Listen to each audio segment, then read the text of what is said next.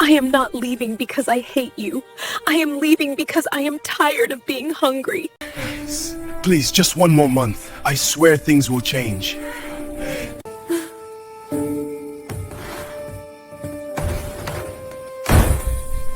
The door slammed so hard the lamp flickered. Daniel's knees hit the wooden floor with a dull thud that echoed through the small room. His hands reached out, trembling, grasping at the hem of Mary's blue dress like a drowning man clutching driftwood. "Please," he whispered, his voice cracking. "Just one more month. I swear things will change." Mary stood frozen at the threshold, her bag already packed and sitting beside her worn sandals. The blue dress, the only bright thing she owned, seemed to mock the darkness of the moment. She looked down at Daniel's tear-stained face and felt her heart split in two directions. One half still loved this man. The other half was simply too tired to care. "Daniel, get up," she said softly, pulling her dress free from his grip. "I can't lose you," he pleaded, his forehead now pressed against the floor. "You're all I have." Mary's jaw tightened. She blinked back tears and steadied her voice. "And what do I have, Daniel? What do I have except empty promises and a stomach that knows hunger better than food?" The silence that followed was suffocating. Outside, a dog barked. A neighbor's baby cried. Life continued everywhere except in this room. Mary bent down slightly, not to embrace him, but to make sure he heard her clearly. "I am not leaving because I hate you. I am leaving because I am tired of being hungry." She straightened up, grabbed her bag, and walked out into the night. The door closed behind her with a soft click that felt louder than any argument they'd ever had. Daniel remained on the floor, staring at the empty space where she had stood, unable to move, unable to breathe, unable to believe that love had just walked away. There was a time when things were different, a time when Daniel could make Mary laugh so hard she'd clutch her stomach and beg him to stop. He used to burn rice while trying to cook dinner, filling their tiny home with smoke, and Mary would rush in waving a cloth, teasing him about setting the whole village on fire. They were poor then too, but poverty felt temporary. It felt like something they could conquer together. Daniel had been a carpenter once, skilled with his hands, known throughout the village for his craftsmanship. People would come to him for furniture, for repairs, for advice. He carried himself with quiet pride, the kind that didn't need to boast. And Mary had believed in him completely.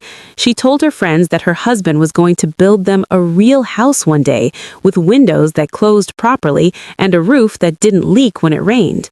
They used to sit outside their home in the evenings, watching the sun disappear behind the hills, planning their future in whispers and dreams. Daniel would describe the furniture shop he'd open.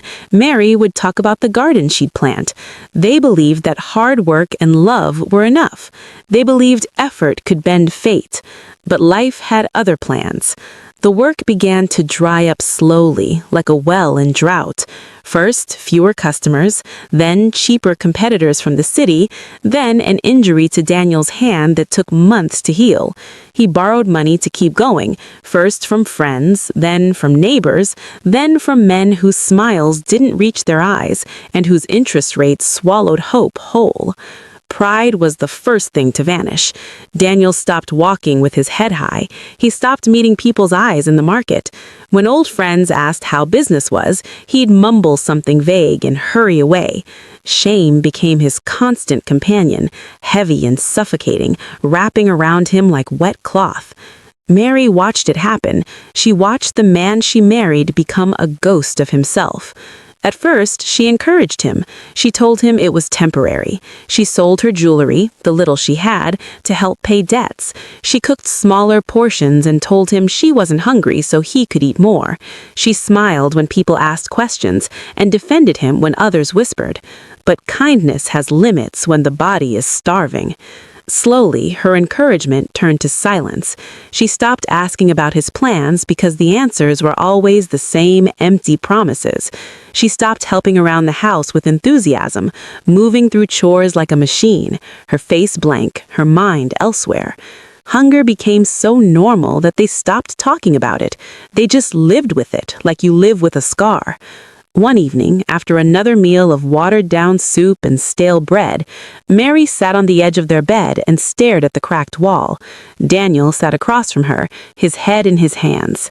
"How long?" Mary asked quietly. "How long what?" Daniel looked up. "How long should a woman wait before her dreams disappear?" The question hung in the air like smoke. Daniel opened his mouth to respond, to promise change again, but the words felt hollow even before they left his lips. He saw it in her eyes. She wasn't asking for reassurance. She was asking for permission to give up. "Mary, I know it's hard right now, but—" "Hard?" She laughed, but there was no humor in it. "Daniel, I can't remember the last time I felt full. I avoid my friends because I'm ashamed of how thin I've become. I wake up every morning wondering if today will be the day you finally figure something out. And every night I go to bed disappointed." "I'm trying," he said, his voice barely a whisper. "I know you are," she replied, and for a moment her face softened. "But trying doesn't fill my stomach. Trying doesn't give me back the years I've spent waiting." Daniel wanted to argue, to defend himself, to remind her of the love they shared. But what could he say? That love would keep her warm when the roof leaked? That love would feed her when there was no money? Love was real, but it couldn't compete with hunger. Mary stood up and walked to the window, staring out at the village she'd known her whole life. "I need to leave," she said finally. "Leave?" Daniel's heart dropped. "Leave where?" "Anywhere. Somewhere where I don't have to apologize for wanting to eat." "You can't just go," Daniel said, standing, panic rising in his chest. "We'll figure this out, together." Mary turned to face him, and he saw something in her expression that terrified him. It wasn't anger. It was resignation. "Daniel, I've been figuring it out with you for 3 years. I have nothing left to give." That conversation happened 2 weeks before she left. During those 2 weeks, Daniel worked frantically, taking any job he could find, borrowing more money, making promises to anyone who would listen. But it wasn't enough. It was never enough. The morning Mary left, the sun hadn't fully risen. The village was still quiet, wrapped in the soft gray light of dawn. Mary, dressed in her blue dress, the one she'd worn on their wedding day, now faded but still bright enough to be seen from a distance. She didn't pack much. There wasn't much to pack. Daniel woke to find her standing by the door, bag in hand. For a moment, he thought he was dreaming, but the look on her face told him this was real. "Don't do this," he said, his voice thick with sleep and desperation. "I have to." "Where will you go?" "The city. I have a friend there. She said she can help me find work." "And then what? You'll just forget about us? About me?" Mary's eyes filled with tears, but she didn't let them fall. "I'll never forget you, Daniel, but I can't stay here and disappear." He walked towards her, slowly, as if approaching something fragile. "Will you come back?" She didn't answer. She couldn't, because she didn't know. Daniel reached out and touched her face, memorizing it as if he might never see it again. "I love you," he said. "I know," she replied, and then she turned and walked away. The villagers watched as Mary made her way down the dirt road, barefoot, her blue dress catching the early light. They whispered among themselves, but no one stopped her. No one asked where she was going. They all knew. Poverty had claimed another victim. Daniel stood in the doorway, watching her until she became a speck on the horizon, and then nothing at all. The city swallowed Mary whole. It was loud and crowded and full of people who moved too fast and talked too much. But it was also full of opportunity, or so she told herself. Her friend introduced her to Victor within the first week. He was a businessman, she said, someone who could help. Victor was older, confident, and wore clothes that looked expensive. He drove a car that gleamed in the sunlight and spoke about money the way other people spoke about weather, casually, as if it were endless. "You're too beautiful to be struggling," Victor told her over dinner, at a restaurant Mary could never have afforded. "Stay with me. I'll take care of you." Mary hesitated. She thought of Daniel, of the life she'd left behind. But then she thought of Humber, of shame, of waiting for a future that never came. "Okay," she said quietly. For a few weeks, life felt like a dream. Victor bought her new clothes. He took her to places she'd only seen in movies. She ate until she was full and slept in a bed that didn't creak. She called her friend and said, "I think I made the right choice." But dreams don't last. Victor drank. Not socially, not occasionally. He drank the way thirsty men drink water. And when he drank, he changed. His laughter became cruel, his generosity became control, his touch became rough. "Where were you today?" he'd demand when she came home from running errands. "At the market," she'd reply. "With who?" "No one, just shopping." "You're lying." "I'm not." The first time he hit her, he apologized immediately. He cried and said he was stressed, that business was bad, that he didn't mean it. Mary believed him because she wanted to. The second time, he didn't apologize. By the third time, it didn't matter anymore.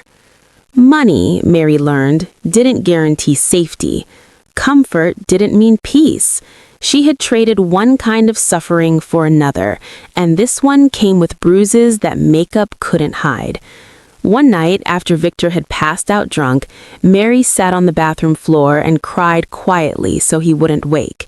She thought about Daniel. She wondered if he was okay. She wondered if he hated her. She wondered if she'd made the worst mistake of her life. Back in the village, Daniel had stopped waiting, not because he stopped caring, but because waiting had become another form of torture. He threw himself into work with a desperation that bordered on madness. He took jobs no one else wanted. He worked from sunrise to long after sunset. He stopped borrowing money and started paying it back, slowly, painfully, but consistently. People began to notice. The carpenter who had once been broken was building himself back, piece by piece. They offered him more work. They recommended him to others. Respect, once lost, began to return. Daniel didn't do it for Mary. He did it for himself. He realized that he'd been so consumed by shame that he'd forgotten how to stand. Losing Mary had broken him, but it had also freed him from the weight of failing her every single day. One evening, a woman named Grace approached him at the market. She was a widow, quiet and kind, with a young daughter. She asked if he could repair a table. He said yes. She asked if he'd like to stay for dinner. He hesitated, then agreed. Grace didn't ask about his past. She didn't pry or judge. She simply existed beside him, easy and uncomplicated. Over time, dinners became regular. Conversations became personal. Daniel found himself smiling again, genuinely, without forcing it. When Grace told him she was pregnant months later, Daniel felt something he hadn't felt in years. Hope. Real, tangible hope. Not the desperate kind that clings to miracles, but the steady kind built on foundation and trust. He asked her to marry him, and she said yes. Mary returned to the village on a Tuesday afternoon, 6 months after she'd left. She'd practiced what she'd say 1,000 times. She'd rehearsed the apology, the explanation, the plea for forgiveness. She walked the familiar dirt road with her heart in her throat, each step heavier than the last. When she reached Daniel's home, she stopped. A woman stood in the doorway, visibly pregnant, laughing at something Daniel had said. Daniel stood beside her, his hand resting gently on her shoulder, his face calm and content, in a way Mary had never seen. Mary's breath caught. Her practiced words evaporated. She stood there, frozen, as Daniel's eyes met hers across the distance. For a long moment, neither moved. Then Daniel nodded once, a small acknowledgement that said everything and nothing. He didn't smile, he didn't frown. He simply stood there, rooted in his new life, a life that no longer had space for her. Mary understood. She turned and walked away, her blue dress now dull and worn, her bag lighter than when she'd left, her heart heavier than it had ever been. Some love ends not because it was fake, but because hunger speaks louder than hope. And when we finally understand the cost of our choices, life has already chosen another path. The door we left open doesn't stay that way forever. Time moves forward with us or without us, and second chances aren't guaranteed just because we finally realize what we've lost. Mary walked alone down that same dirt road, and this time no one watched. The village had moved on, Daniel had moved on. Only she remained stuck between two lives, belonging to neither, carrying the weight of a choice she could never undo. If this story touched you, if it made you feel something real, don't keep it to yourself. Hit that like button, leave a comment sharing your thoughts, and subscribe so you never miss stories that speak to the heart. Sometimes the hardest truths are the ones we need to hear most.